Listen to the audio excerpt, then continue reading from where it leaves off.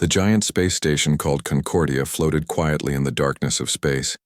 It was built like a beautiful crystal palace with tall towers that sparkled under the light of two suns. Inside the main room, 12 different alien species sat, around a big glowing table for their monthly meeting. Counselor Thex was a large lizard-like creature with green scales and yellow eyes. He was talking about mining rights when suddenly every alarm in the station started screaming at once. The loud sirens made everyone jump from their seats. "What is happening?" shouted Admiral Corax, a six-eyed blue alien who controlled the military forces. His multiple eyes were wide with fear as he stared at the big screen in front of them. The screen showed something that should not exist.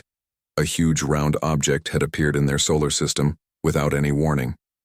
It was massive, almost as big as a small moon, and it glowed with a beautiful blue and green color. White clouds swirled around it like a living thing. "How did it get here?" asked Counselor Vrath. She was made of living crystal and her body was crackling with nervous energy. "Our sensors should have detected something that big from very far away." The other council members started talking loudly, their voices mixing, together in confusion and fear. Some demanded military action while others wanted to hide. None of them had ever seen anything like this before. Far away, inside the mysterious blue sphere, Captain Kim Dae-ho stood in what looked like a simple room with big windows. But this was actually the control center of humanity's greatest creation. Through the clear walls, he could see the alien space station in the distance. The creatures inside were running around like scared insects. Kim was a tall Korean man with short black hair and calm dark eyes. He wore a simple blue uniform with strange symbols that no alien had ever seen before. Next to him stood Lieutenant Park So-min, a young woman with her hair tied back neatly. "Sir, they are trying to scan us," Park reported, looking at her computer screen. "Their sensors cannot understand what we are." "Good," Kim said quietly. "Let them wonder for a moment. Are our systems ready?" "All systems are working perfectly, Captain. We can begin contact whenever you give the order." Kim nodded and walked to the big window. He looked out at the alien station and felt a mix of sadness and determination. His people had been watching these aliens for many years. They had seen terrible things. They had seen good species destroyed and bad ones protected. They had seen lies told and truth hidden. "Open a communication channel," Kim ordered. "Let them know we want to talk." Back on the alien station, the panic was getting worse. Admiral Corax was shouting orders to his military ships while other council members argued about what to do. Some wanted to attack immediately while others said they should try to communicate first. "Look at the energy readings," said Dr. Nexus, a creature that looked like a purple octopus with many tentacles. "This object is not just a ship. It has cities, oceans, and billions of life forms on it. It is like an entire world." "That is impossible," said Counselor Thex, his lizard mouth opening and closing in disbelief. "No species has the technology to move an entire planet through space. It would take more energy than most stars produce." Suddenly, all the screens in the room flickered and went black. Then, a new image appeared. It showed a human face that looked similar to some alien species they knew, but different in important ways. The creature had smooth skin, small eyes, and strange hair on top of its head. "Greetings, Galactic Council," the human said in a voice that was calm and controlled. "I am Captain Kim Dae-ho, speaking for the Terran Collective. We come in peace, but we have important matters to discuss with you." The alien council members stared at the screen in shock. This was their first time seeing a human being. "Terran Collective?" asked Counselor Nexus, his tentacles moving nervously. "We have no records of your species in our databases. Where do you come from?" Kim's face showed no emotion. "We come from the third planet of a small yellow star. You may know it by the designation Sol 3. We have been watching your activities for quite some time now." The words hit the council chamber like a bomb. Admiral Corax's 6 hearts started beating faster. "Watching? For how long have you been watching us?" "Long enough to learn many interesting things about your organization," Kim replied. "Long enough to see what really happens when the galaxy is not looking." Another human appeared on the screen. next to Kim. This was Commander Lee Min-ah, a serious-looking woman with sharp eyes and a military bearing. "We have been very patient," she said. "We have collected evidence. We have documented events. We have watched species rise and fall while you played your political games." The alien council members looked at each other with growing fear. How much did these humans know? How long had they been spying? And most importantly, what did they want? Captain Kim smiled, but it was not a friendly smile.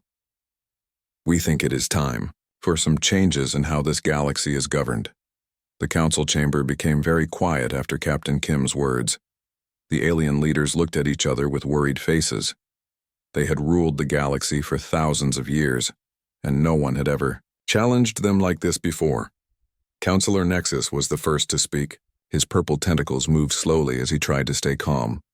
"Captain Kim, we welcome new species to our galaxy, but you must follow proper procedures. There are rules for first contact that have been used for many centuries." Kim's image on the screen did not change. His dark eyes remained steady and serious. "Rules? Like the rules you followed when you destroyed the Altarian homeworld? Or the procedures you used when the Zeltian people mysteriously disappeared?" The Alien Council members felt their blood turn cold. These were secret events that only the highest leaders knew about. The official record said these species had died from natural disasters or diseases. "I do not know what you are talking about," said Counselor Thex, but his lizard voice was shaking. "Those species died from unfortunate accidents. We have the official reports." Commander Lee Min-ah stepped closer to the screen. Her military uniform was neat and clean, and her voice was sharp like a knife. "We have the real reports too, Counselor. We know about the illegal mining operations that poisoned the Altarian oceans. We know about the biological weapons that were released on Zelthia when they refused to give you their technology." Admiral Korak stood up quickly, his 6 eyes wide with shock. "That information is classified at the highest security levels. How could you possibly know about those operations?" "We know many things," said Kim calmly. "We know about the 47 developing civilizations that you have destroyed or suppressed in the last 50 years. We know about the cover-ups, the false reports, and the lies you tell smaller species." Lieutenant Park So-min appeared on the screen next to her captain. She was holding a glowing data pad that showed long lists of information. The Gardner Collective was eliminated because they would not allow strip mining of their sacred forests. The melodic convergence was destroyed because their mathematics proved that your physics theories were wrong. The Zirian Republic was wiped out because their clean energy technology would have hurt your fuel business. Each name that Park mentioned hit the council like a physical blow. These were all classified operations that were supposed to be completely secret. How did these humans know so much? Dr. Nexus's tentacles were now moving very fast, showing his extreme nervousness. "Even if what you say is true, how did you get this information? Our security systems are the best in the galaxy." Kim smiled, but it was not a happy smile. "Your security systems work very well against other aliens in this galaxy, but they were not designed to stop humans. We think differently than you do. We approach problems from angles you never considered." "Commander," Lee stepped forward again. "We have been infiltrating your systems for decades. We have agents in your governments, your militaries, and your corporations. We have been copying your files, recording your communications, and documenting your crimes." The alien leaders began to panic. If these humans had been spying on them for so long, what else did they know? What other secrets had been discovered? "This is impossible," shouted Counselor Vrath, her crystal body flashing with angry light. No single species could have the resources to conduct such extensive espionage operations across the entire galaxy. "You are right," said Kim. "A single species could not do this alone. But we have not been alone." The main screen suddenly changed to show a star map of the galaxy. Green dots began appearing across the image, showing friendly territories. The Alien Council members watched in horror as more and more systems turned green. "These are our allies," explained Lieutenant Park. "Species that you have oppressed, ignored, or threatened. They have been helping us gather information and prepare for this day. The ethereal remnants survived your genocide attempt and have Been working with us for 30 years, said Commander Lee. The hidden enclaves that you thought were extinct have been sharing their stealth technology with us. The refugee fleets that you scattered across the galaxy have been serving as our mobile bases. Admiral Corax collapsed back into his chair. How many species are working against us? Not against you, Kim corrected. For justice. For truth. For a galaxy where smaller species are protected instead of exploited. The screen showed more information now. Lists of crimes, evidence of cover-ups, and proof of corruption throughout the council government. The alien leaders realized that their secret activities were no longer secret. What do you want from us? Asked Counselor Thex quietly. Kim's expression became very serious. We want you to answer for what you have done. We want the truth to be told. We want the galaxy to know what kind of organization has been ruling them. And if we refuse? Asked Admiral Corax. Commander Lee Min-Ah smiled coldly. Then you will discover that humans can be very creative when it comes to getting justice. We have been preparing for this conversation for a very long time. We have backup plans for our backup plans.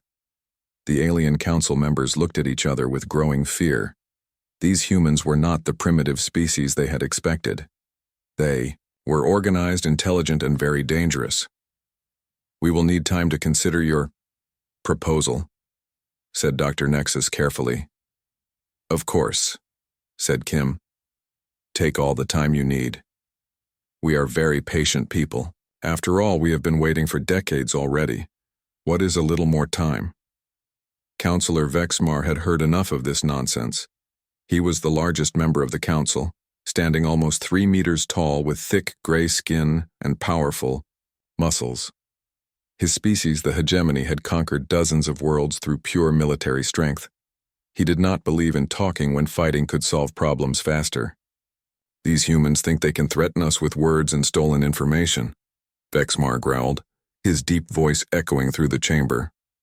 Let me show them what real power looks like. He pressed a button on his wrist communicator and spoke in a commanding voice. Admiral Zorath, this is Counselor Vexmar. Deploy the 3rd Battle Fleet immediately.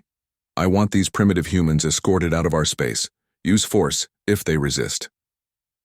The other council members watched nervously as Vexmar made his threat. Some agreed with him, thinking that military action was the best solution. Others worried that they did not know enough about these humans to start a fight. On the screen, Captain Kim listened to the threat without changing his expression. He looked calm and relaxed, as if someone had just offered him tea instead of promising to attack his people. That would not be wise, Counselor, Kim said politely. We really prefer to solve problems through peaceful discussion.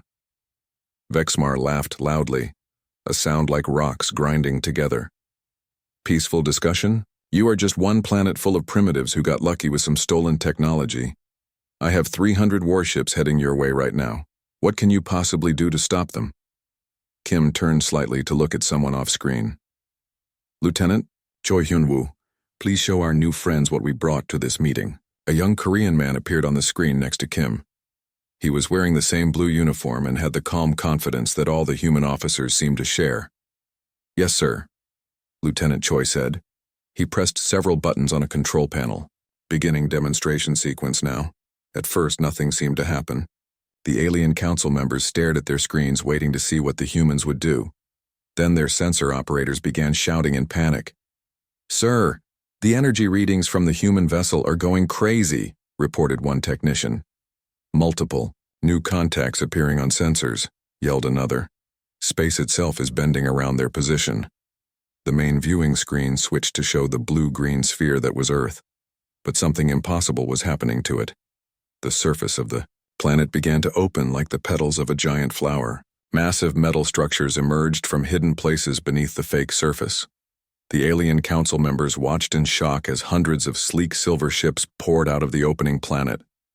These vessels moved with perfect coordination, forming complex patterns in space. Their designs were unlike anything the aliens had ever seen, but they recognized pieces of technology from many different species. Those are our shield generators, gasped Dr. Nexus, pointing at the human ships. And our plasma cannons, added Admiral Corax. They have our stealth systems too, whispered Counselor Vrath. But the humans had not just copied alien technology. They had improved it, combined it, and made it better. The human ships moved faster than they should have been able to. Their weapons were more powerful than the original designs. Their shields glowed with energy patterns that no alien scientist had ever imagined. Impossible, breathed Vexmar, his confidence starting to crack. One planet cannot hide so many ships. Where did they all come from? Commander Park Ji-hoon appeared on the communication screen. He was an older man with gray hair and many small scars on his face that showed he had been in battles before. One planet? He asked with a slight smile. Who told you we only brought one planet? The alien sensors began screaming new warnings as 3 more massive objects appeared near Earth. The first was red and covered with metal structures that looked like weapon platforms. The second was hidden in thick clouds but clearly artificial. The third was gray and covered with huge antenna arrays. Mars, Venus, and Luna, Commander Park explained calmly. We decided to bring the whole family for this trip. Mars had been turned into a fortress covered with defensive weapons. Venus was hidden under manufactured clouds that concealed massive shipyards and factories. The moon bristled with communication equipment and sensor arrays that could detect ships from incredible distances. But the demonstration was not over yet. The asteroids floating in the space between planets began to move. Rocks and ice that had drifted quietly for millions of years suddenly came to life. They reformed themselves into geometric patterns, creating a defensive grid that surrounded the entire solar system. Space itself seemed to bend and twist as the humans showed their mastery of technologies that the alien council thought were impossible. Wormholes opened and closed at will. Gravity waves rippled through the void like water. Energy flowed between the planets in patterns that hurt alien minds to look at. Your 300 warships are welcome to try their luck, said Captain Kim, his voice still perfectly calm. But I should mention that we brought about 50,000 ships of our own, and that is just what we have here today. Lieutenant Choi added more information. We also have defensive positions prepared in 47 star systems across the galaxy. Our allies have been very helpful in providing bases for our operations. The alien council sat in stunned silence. They had expected to face primitive creatures with simple weapons. Instead, they were looking at a military force that made their own fleets look like toys. How long have you been preparing for this? Asked Admiral Korax weakly. 73 years, replied Kim. We are very good at long-term planning. The council chamber had become as quiet as a tomb. The alien leaders sat frozen in their chairs, staring at the screens that showed the impossible sight of an entire human solar system armed for war. Some council members had stopped breathing. Others were shaking with fear. Admiral Korax was the first to find his voice, though it came out as barely a whisper. What do you want from us? Captain Kim's face filled the main screen. Behind him, other human officers stood at attention, their calm expressions showing they had been preparing for this moment for decades. The captain's dark eyes looked directly at each council member as if he could see into their souls. We want justice, Kim said simply. For 73 years, we have watched your council make decisions that destroyed entire civilizations. We have seen you lie, cheat, steal, and murder your way across the galaxy. We have documented every crime, every cover-up, every species that died because of your greed and power. Commander Yang Sujin stepped forward carrying a glowing tablet. She was a middle-aged woman with serious eyes and the bearing of someone who had seen too much suffering. The Zarian Republic had 15 billion people. They developed clean energy technology that could have saved countless worlds. You destroyed them because it would have hurt your fuel monopolies. The tablet in her hands showed images of a beautiful, blue planet covered with crystal cities. Then the images changed to show the same world as a burned wasteland with no signs of life. The melodic convergence was a species of mathematicians and artists, Yang continued. They proved that your understanding of physics was wrong. Instead of learning from them, you released a virus that killed every member of their species. More images appeared on the screen. Alien beings that looked like living music, their bodies glowing with mathematical equations. Then pictures of The same beings lying dead in their laboratories and concert halls. The Gardner Collective lived on forest worlds where every tree was sacred to them, said Lieutenant Lee Ha-na, a young woman with fierce eyes. They refused to let you strip mine their planets for rare metals. So you burned their forests and enslaved the survivors. The images now showed massive trees that reached toward the sky like green cathedrals, then flames, smoke, and empty fields where nothing would ever grow again. Each new revelation hit the council members like physical blows. These were all classified operations that were supposed to remain secret forever. But the humans had evidence. "Of everything, stop!" shouted Councillor Vrath, her crystal body flashing with desperate light. Even if these things happened, they were necessary for the greater good of the galaxy. Sometimes difficult decisions must be made. Captain Kim's expression did not change. The greater good? Whose greater good? Yours? Your friends? Your business? Partners? What about the good of the species you murdered? Commander Park Dong-hyun appeared on the screen next to Kim. He was a military man with the quiet confidence of someone who had won many battles. "We have been in contact with the survivors of your crimes, the hidden enclaves that you thought were extinct, the refugee fleets that you scattered across space, the resistance cells that you have been hunting for decades." The main screen changed to show the galaxy map again, but now it looked very different from before. Green dots were appearing everywhere, showing star systems that had joined the human alliance. As the council watched in horror, more than half the galaxy turned green. "These are our allies," Park explained, "species that you have oppressed, ignored, or tried to destroy. They have been waiting for someone strong enough to stand up to you. Today, that someone has arrived." Dr. Nexus's tentacles were moving so fast they looked like purple lightning. "How many species are working with you?" 87 confirmed allies, replied Lieutenant Shin Min-ho, reading from his datapad. 43 more are considering joining us. Only 26 species in the galaxy still support the current council government. The numbers were devastating. The council had lost the support of almost the entire galaxy without even knowing it. Their empire was crumbling while they sat in their comfortable meeting rooms. "What exactly are you demanding?" asked Councillor Thex, his lizard voice cracking with fear. Kim's face became very serious. "The immediate dissolution of the Galactic Council. All current members will stand trial for crimes against sapient species. A new government will be formed with representatives from all species, not just the powerful ones." "And if we refuse?" asked Vexmar, though his earlier confidence was completely gone. Commander Lee Minna smiled, but it was the kind of smile that made smart people very nervous. "Then you will face the consequences of your actions. We have 50,000 ships here today, but we have been building fleets for decades. We have allies in every corner of the galaxy. We have technologies that your scientists cannot even understand." Captain Kim raised his hand for silence. "You have 72 hours to make your decision.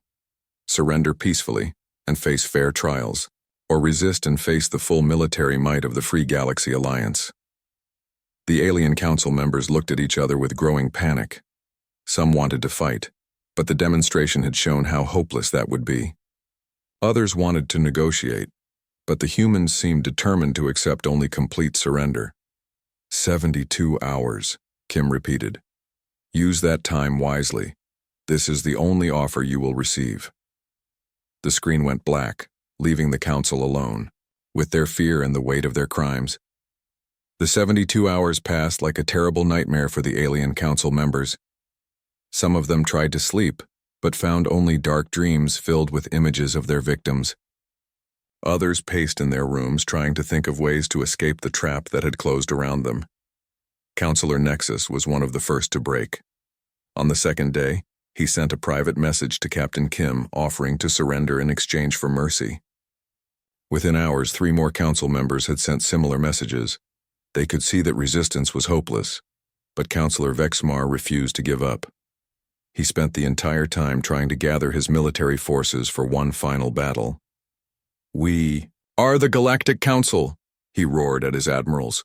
"We have ruled this galaxy for thousands of years. I will not bow to these primitive humans." Admiral Zorath tried to explain the hopeless situation. "Sir, our allies are abandoning us. Half of our fleet commanders have already switched sides. The humans have shown us technology that we cannot match. Then we will die fighting, Vexmar declared. Better to die as warriors than live as prisoners. When the 72 hours ended, the galaxy watched as the brief war began. It was not really a war at all, but more like a teaching lesson. Admiral Park Dong-hyun, commanding the human fleet, showed tactics that military schools would study for the next 1,000 years. The human ships moved through space like schools of fish, perfectly coordinated and impossible to predict. When the alien weapons fired at them, the humans seemed to know exactly where the shots would go and moved out of the way before the triggers were pulled. "How are they doing that?" demanded Admiral Zorith as he watched his most powerful weapons miss their targets completely. The answer came from Commander Oh Ye-jin, speaking on an open channel so all the alien forces could hear. "We have been studying your tactics for decades. We know how you think, how you fight, and how you make decisions. You are fighting an enemy that knows you better than you know yourselves." The real shock came when species after species revealed that they had been working with the humans all along. The ethereal collective, who the Council thought were loyal allies, suddenly turned their weapons on the Council fleets. The hidden enclaves emerged from their secret bases to join the battle. Even some species that the Council had thought were extinct came back to fight for justice. The war lasted only 6 days. Vexmar's forces were surrounded, outgunned, and abandoned by their allies. On the final day, Vexmar himself was captured when his flagship was boarded by human marines led by Lieutenant Choi Hyun-woo. "You have not won anything," Vexmar snarled as the humans put restraints on his massive arms. "Without the Council, the galaxy will fall into chaos and war." Lieutenant Choi looked at the defeated alien with something that might have been pity. "Maybe your kind of rule would lead to chaos, but we have a different idea about how to govern." 6 months later, Captain Kim stood in the observation deck of the new Concordia. But this was not the old alien space station. This was Earth itself, transformed into the mobile capital of the new Galactic Federation. Through the massive windows, he could watch as the first class of students graduated from the new Interspecies Academy. The students were amazing to see. Young beings from dozens of different species worked together on projects that would have been impossible under the old system. A crystal-based ethereal was helping a nervous reptilian understand quantum physics. A group of former refugees were designing new technologies to help rebuild their homeworlds. Commander Oh Ye-jin walked up beside Kim, carrying 2 cups of coffee. The drink had become popular throughout the galaxy as humans shared their culture with their new allies. "Any second thoughts about this whole thing?" she asked, offering him one of the cups.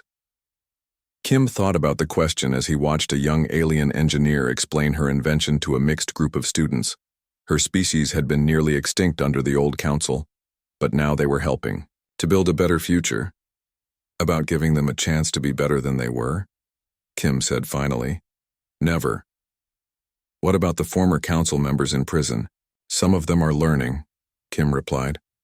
"Dr. Nexus has been very helpful in reforming the justice system.